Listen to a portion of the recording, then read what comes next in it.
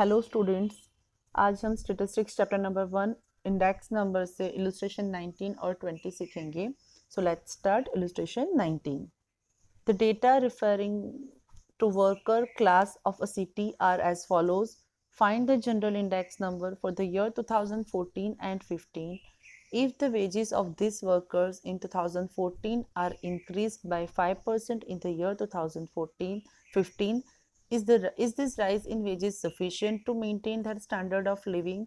यहाँ पे आपको क्वेश्चन में क्या कहा गया है कि जनरल इंडेक्स नंबर आपको दिया गया है 2014 और 15 का, और आपको इंडेक्स नंबर फाइंड करना है. सो हम समझ सकते हैं कि W है, सो हम लोग वेटेड एवरेज से फाइंड करेंगे. बट यहाँ पे एक और बात की गई है कि if the wages of this workers in 2014 are increase by 5% in the year 2015, मतलब 2014 की कंपेयर में 2015 में आपका 5% सैलरी इंक्रीज होता है, वेजेस आपका 5% इंक्रीज होता है. सो 2015 जो इंक्रीज हुआ है वो क्या सफिशिएंट है आपके स्टैंडर्ड ऑफ लिविंग के हिसाब से? आप जैसे लाइफ 2014 में आप रहे थे, तो 5% इंक्रीज होने के बाद 2015 में भी क्या वो सफिशिएंट है आपको? हमको वो फाइंड करना है. तो यहाँ पे आपको 5 आइटम्स दी गई है: group, clothing, fuel and electricity, house rent and miscellaneous. W दिया गया है. Index number, group index number of 2014 and group index number of 2015 दिया गया है, जिसपे से आपको इंडेक्स नंबर फाइंड करना है. सो इंडेक्स नंबर फाइंड करने के लिए यहाँ पे आपको 2 इंडेक्स नंबर दिया है, W दिया है, तो हम समझ सकते हैं कि यहाँ पे हम लोग को वेटेड एवरेज से इंडेक्स नंबर फाइंड करना है. सो पहले हम लोग I1W फाइंड करेंगे और फिर I2W. I1W है वो 2014 का इंडेक्स नंबर रहेगा और I2W है वो 2015 का इंडेक्स नंबर रहेगा. बिकॉज यहाँ पे हम लोगों को जो ग्रुप इंडेक्स नंबर दिया है वो ये 2014 का इंडेक्स नंबर है, और ये जो दूसरा इंडेक्स नंबर दिया गया है वो 2015 से इंडेक्स नंबर है.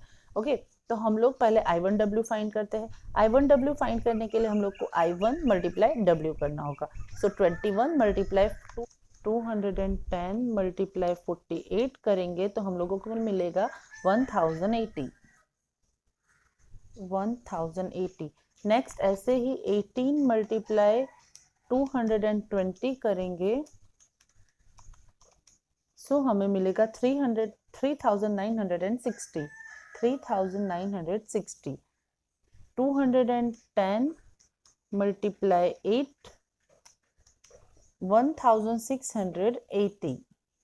Next 12 2s are 24, so 2400. Last में हम लोगों को है 210 मल्टीप्लाई 40, आपका आंसर होगा 2940. 2940. ऐसे ही हम लोगों को I2W फाइंड करना है. I2W के लिए हम लोग I2 मल्टीप्लाई W करेंगे, सो 230 मल्टीप्लाई 48, सो आपका आंसर होगा 11,040. नेक्स्ट 225 मल्टीप्लाई 18, सो आपको आंसर मिलेगा 4050.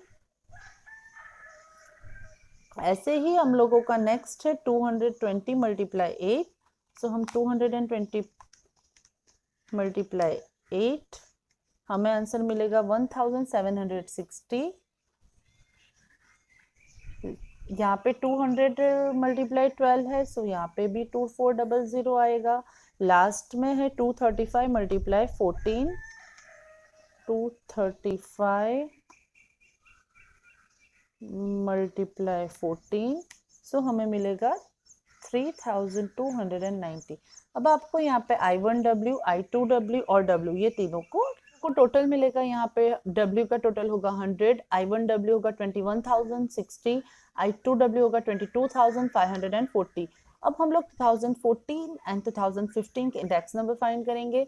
फॉर्मूला रहेगा sigma I1W divide by sigma W, और 2015 के लिए फॉर्मूला होगा sigma I2W divide by sigma W. I1W का टोटल हम लोगों का है 21,060, सो हम लोग लिखेंगे यहाँ पे 21,060 डिवाइड बाय W है हमारा 100, सो आप लोगों को आंसर मिलेगा 210.60. और नेक्स्ट हम लोगों का टोटल मिला है हमको 22,540, 22,540 डिवाइड बाय 100 करेंगे, सो हमें आंसर मिलेगा 225.40। ये आपका आंसर है, इंडेक्स नंबर है 2015 के लिए। अब आपको क्वेश्चन में पूछा गया है कि कितना इंक्रीज हो रहा है, और जितना 2014 की कंपेयर में 15 में, तो उसके वो क्या सफिशिएंट है। आपकी सैलरी यहाँ पे 2014 से 15 में 5% बढ़ रही है, इंक्रीज हो रही है, तो क्या वो सैलरी जितनी इंक्रीज हुई है वो क्या सफिशिएंट है आपके एक्सपेंस जितना है उस हिसाब से। फॉर एग्जाम्पल, आप लोग ने 2014 में जो food, cloth, fuel and electricity, house and miscellaneous में आप लोगों ने 2014 में जो एक्सपेंस किया है उसके कंपेयर में 2015 के लिए आपकी 5% सैलरी इंक्रीज हो रही है। तो क्या वो 5% सैलरी सफिशिएंट है या नहीं, हम लोगों को वो फाइंड करना है। तो यहाँ पे आपका इंडेक्स नंबर मिला है 2014 के लिए 210.16 और यहाँ पे 220.40। ओके, तो अब वो कैसे करना है आगे वो यहाँ पे आपको 2014 का इंडेक्स नंबर 210.16 है, तो मान लीजिए कि वो 100% इंक्रीज कर रहा है।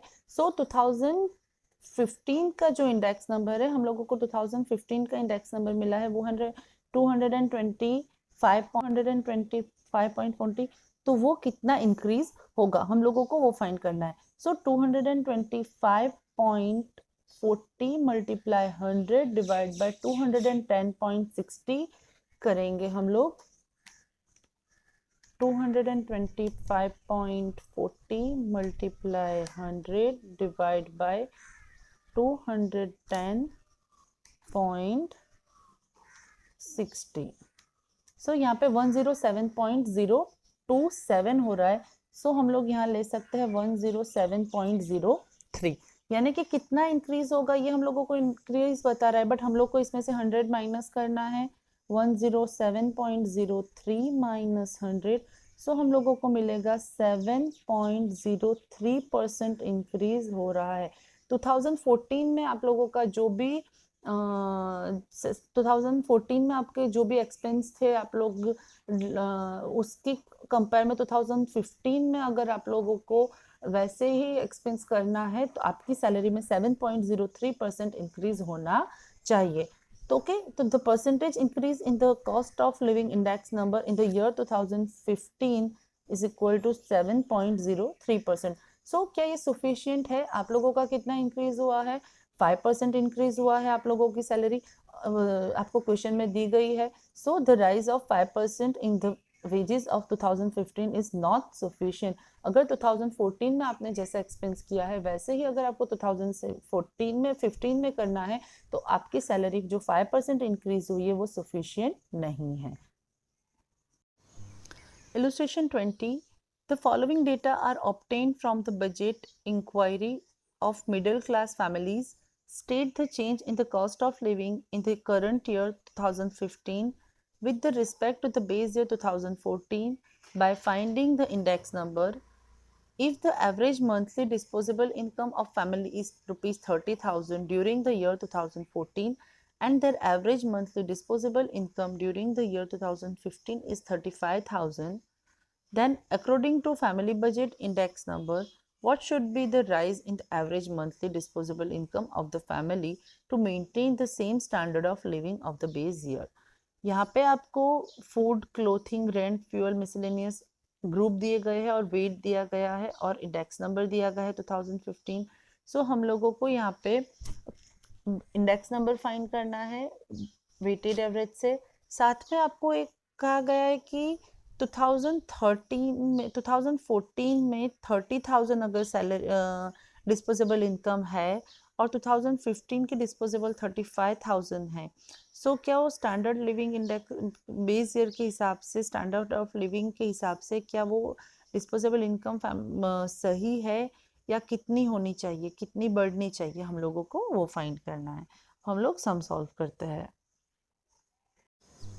इलस्ट्रेशन 20 में आपको यहाँ पे food, cloth, rent, fuel, miscellaneous group दिया गया है, आई दिया गया है, IW दिया गया है और आपको इंडेक्स नंबर फाइंड करना है। सो आप समझ सकते हैं हम लोगों को कौन सा फॉर्मूला लगाना पड़ेगा, sigma IW divide by sigma W। So IW के लिए पहले हम लोग मल्टीप्लाई करेंगे 130 multiply 45, 150 multiply 20, 120 multiply 15, 160 multiply 10, 120 multiply 10। इस तरीके से हम लोगों को IW मिल जाएगा।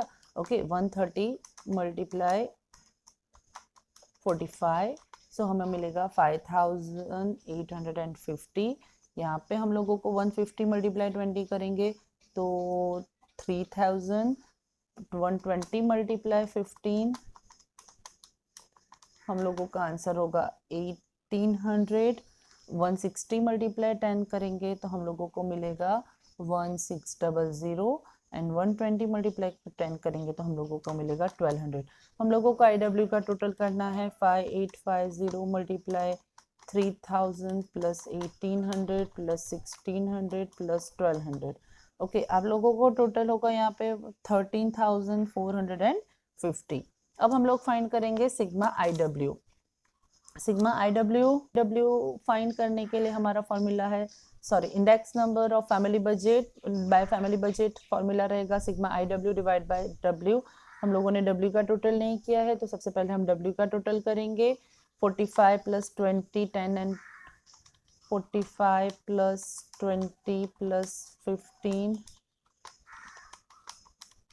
प्लस 20, हम लोगों का ये टोटल होगा 100। ओके, यहाँ पे सिग्मा IW हम लोगों को मिला है 13,450 divide by 100।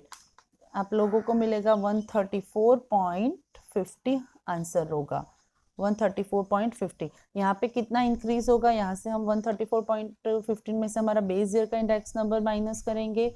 So 134.15 minus 100, so there is a rise of percent in, कितना परसेंट इंक्रीज होगा, 34.50% हम लोगों का इंक्रीज होगा। ओके,